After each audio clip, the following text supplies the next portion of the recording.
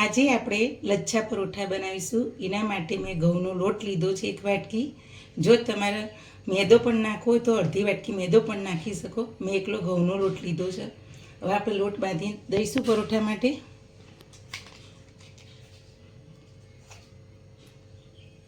સ્વાદ અનુસાર મીઠું નાખીશું આપણે.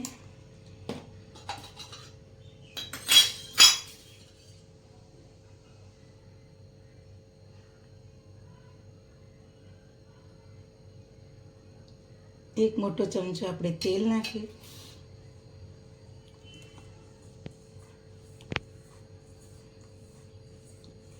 હવે આપણે હાથની મદદથી આ રીતના લોટને આપણે મોઈ નાખીશું.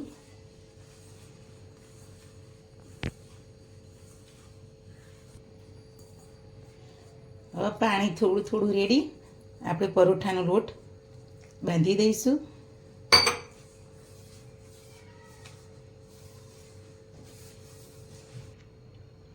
હવે આપણે પરોઠાનો લોટ બાંધી કાઢ્યો. એનો 10 મિનિટ આપણે એવી રીતે ઢાંકીને રાખીશું, પછી બનાવીશું. હવે આપણે પરોઠા માટે મસાલો બનાવી દઈએ. એના માટે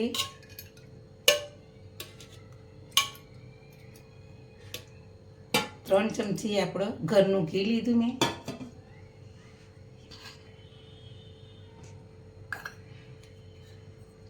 કાશ્મીરી મરચું મોટી ચમચી, 1 નાની ચમચી શેકેલા જીરાનો પાવડર, 1 ચમચી જેટલો ગરમ મસાલો,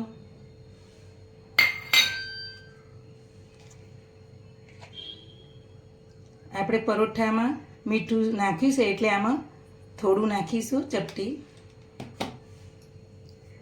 બધું મિક્સ કરી દઈશું.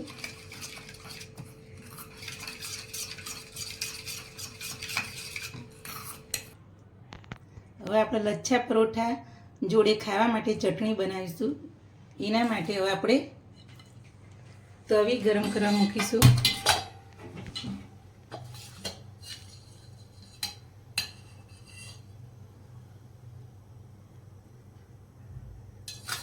એક મોટી ચમચી જેટલું તેલ લીધું આપણે. હવે આપણે તેલ ગરમ થઈ ગયું. એની અંદર લસણ નાખીશું, ડુંગળી પણ નાખી દઈશું.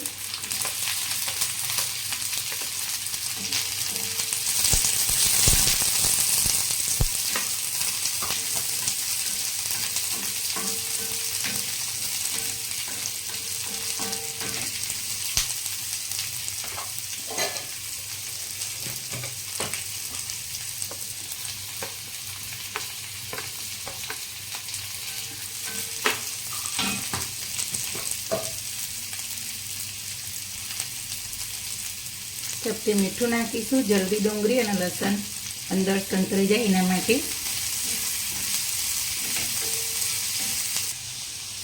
હવે એક આપણે મોટું ટામેટું કટ કરીને લીધું તે નાખીશું. આ બધું સરસ અંદર તવીની અંદર ધીમા તાપે આપણે સાતળવાનું છે. હવે આપણે ડુંગળી, ટામેટાં અને લસણ જો સરસ સંતરાઈ ગયું. હવે આપણે ગેસ બંધ કરી દઈશું અને 5 મિનિટ આપણે ઠંડુ થવા દઈશું. પછી આની આપણે ચટણી બનાવીએ.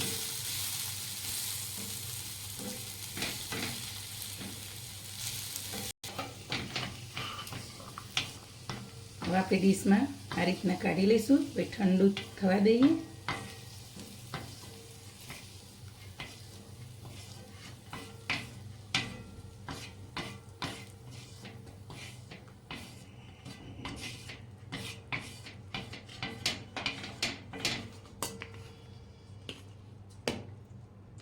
હવે આપણે જો ઠંડુ થઈ જાય પછી આની ચટણી બનાવીએ.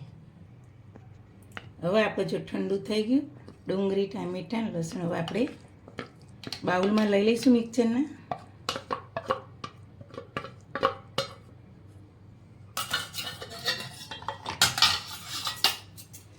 આપણે દેશી મરચાં આપણા લાલ સૂકા હોય એ મેં ગરમ પાણીમાં 2 પાણીમાંથી ધોઈ અને ગરમ પાણીમાં આ રીતના રાખ્યા હતા અડધો કલાક.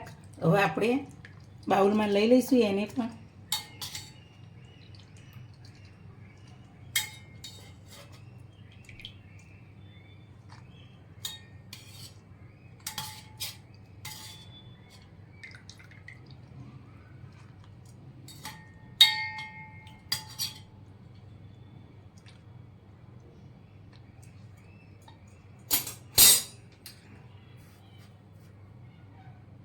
અડધી ચમચી આપણે જીરું નાખીશું.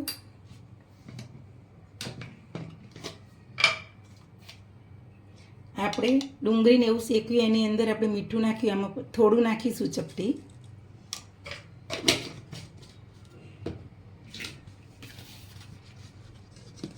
હવે આપણે ગ્રેવી કરી દઈશું ચટણી. હવે જો આપણે આ રીતના બાઉલમાં વાટી દીધું ચટણી. હવે એની અંદર 1 ચમચી જેટલું આપણે કાશ્મીરી મરચું નાખીશું એનો કલર માટે, અને 3 ચમચી જેટલું આપણે પાણી નાખીશું.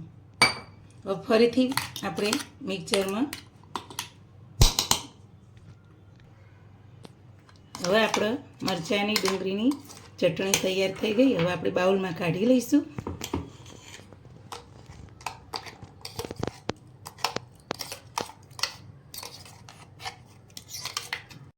હવે આપણી ચટણી પરોઠા સાથે ખાવાની તૈયાર થઈ ગઈ. હવે આપણે આના સાઈડમાં મૂકીશું. હવે પરોઠા બનાવવાનું ચાલુ કરીશું.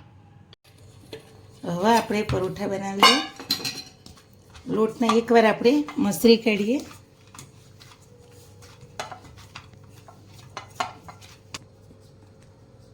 આપણે હાથથી આ રીતના ગુલ્લું બનાવી અને પરોઠું વણી લઈશું.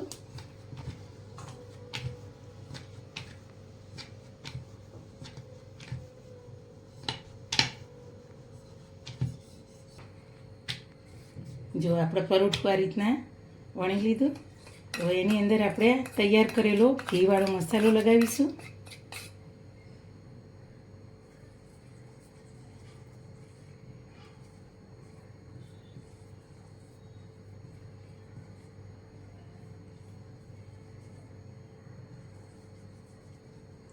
બધા આખા પરોઠાના રીતના આપણે મસાલો લગાવી દઈશું.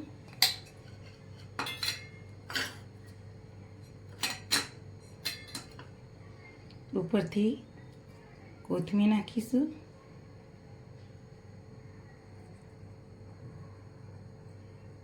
આ રીતના આપણે પાથરી દઈશું.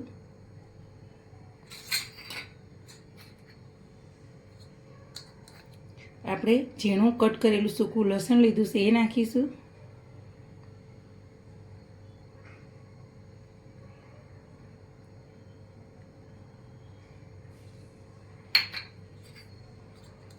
ચીલી ફ્લેક્સ નાખીશું.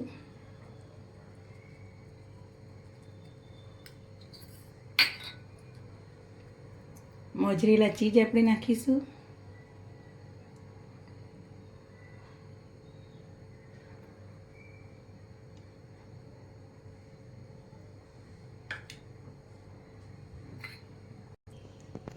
હવે આપણે વચ્ચોવચથી એક બાજુથી આપણે આવી રીતે કટ કરી લઈશું.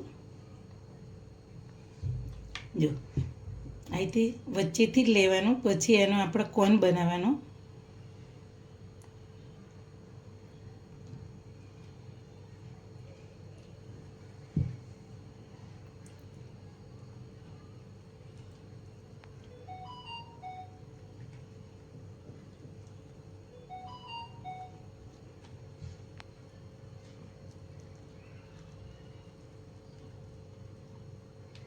જો આ રીતના આપણે કોન બનાવી લેવાનો, અને પછી ધીરેથી હાથમાં આ રીતના આપણે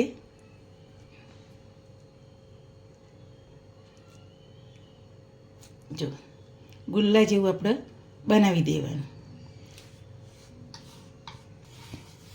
નીચેથી આપણે ચપટી લોટ લઈ અને આ રીતના હાથથી આપણે થોડું દબાવીશું.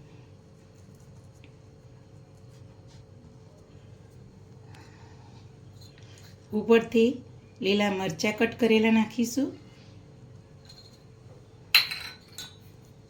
અને ચપટી કલુંજી નાખીશું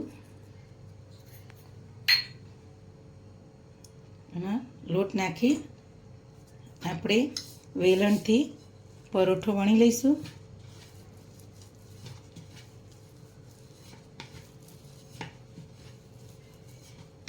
હવે આપણો પરોઠો જો વણી લીધો, હવે એને આપણે તવી ઉપર શેકી લઈએ. એના માટે આપણે તવી હવે ગરમ થઈ ગઈ છે. સહેજ તેલ નાખી અને આપણે જે આ ઉપર મસાલો નાખેલો છે એ ભાગ નીચે જવા દેવાનો.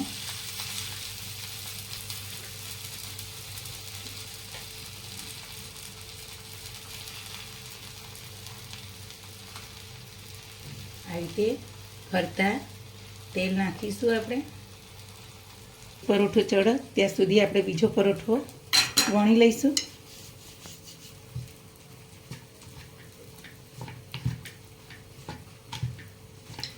તમારે જેવડા પરોઠા બનાવવા હોય નાના મોટા એવા બનાવી શકો તમે. આ પરોઠા ખાવામાં સ્વાદમાં સરસ લાગે, ચટણી જોડે દહીં જોડે સરસ લાગે.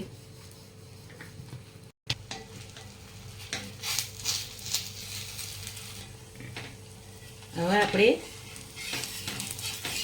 બીજી બાજુ ફેરવી દઈશું.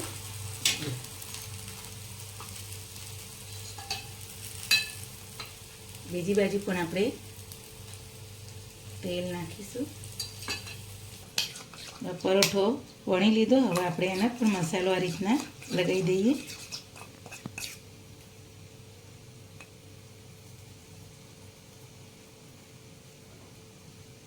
હવે આપણે જોઈ લઈશું બીજી બાજુ. જો બંને બાજુ થોડો લાલ કલરનો થઈ જાય, ગોલ્ડન કલર જેવો, પછી આપણે ઉતારી લઈશું. ત્યાં સુધી આપણે આને પણ મસાલો લગાવી દઈએ.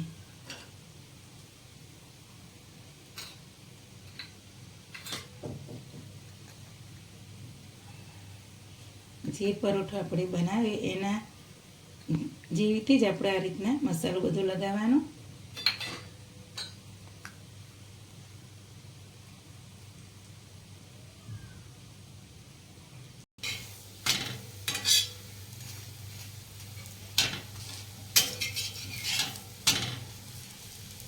હવે આપણો પરોઠો થઈ ગયો.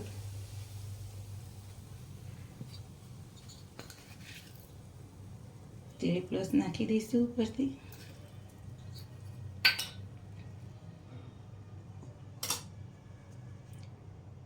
વચ્ચેથી કટ કરી લઈશું આ રીતના બધા પરોઠા આપણે બનાવી લઈશું. અને જ્યારે જમવા બેસવાનું હોય ત્યારે તો બધી તૈયારી કરી રાખવાની, પછી જમવા બેસવાનું હોય ત્યારે જ આપણો પરોઠો બનાવવાનો. હવે આપણે બધા પરોઠા થઈ ગયા. ગેસ બંધ કરી દઈશું. જો